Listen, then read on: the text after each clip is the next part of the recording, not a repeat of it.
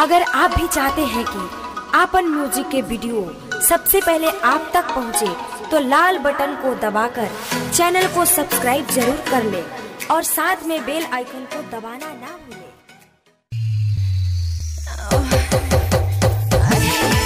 Shri Shakti recording studio Motihari Motihari Motihari.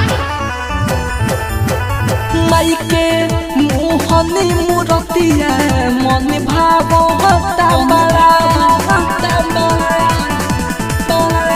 माइके मोहनी मूर्तिया मन भावता बड़ा माइके मोहनी मूर्तिया मन भावता बड़ा माइके दर्शन करेला बारिश से उका लोग खड़ा माइके दर्शन करेला बारिश से उका लोग खड़ा।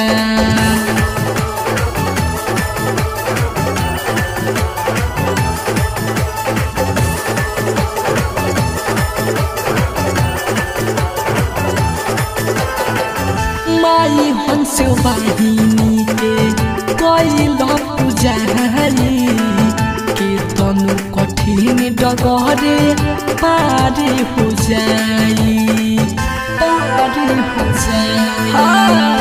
माई हंस वाहिनी के कैल पुजारी के तनु कठिन डगरे पारे हो जाई। ऐसन रूपवा सजल माई लागे अपसारा ऐसन रूपवा सजल माई लागे अपसारा माई के दर्शन करेला बारे से उका लोग खड़ा माई के दर्शन करेला बारे से उका लोग खड़ा।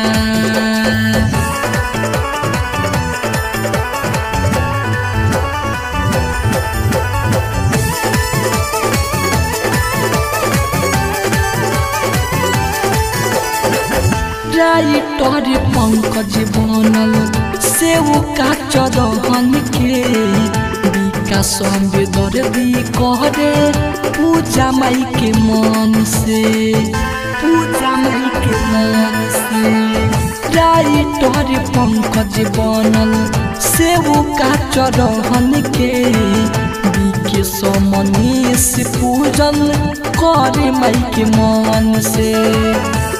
माइके सजल सुरतिया मन भावता बड़ा माइके सजल सुरतिया मन भावता बड़ा माइके दर्शन करेला बारे से उका लोग खड़ा माइके दर्शन करेला बारे से उका लोग खड़ा।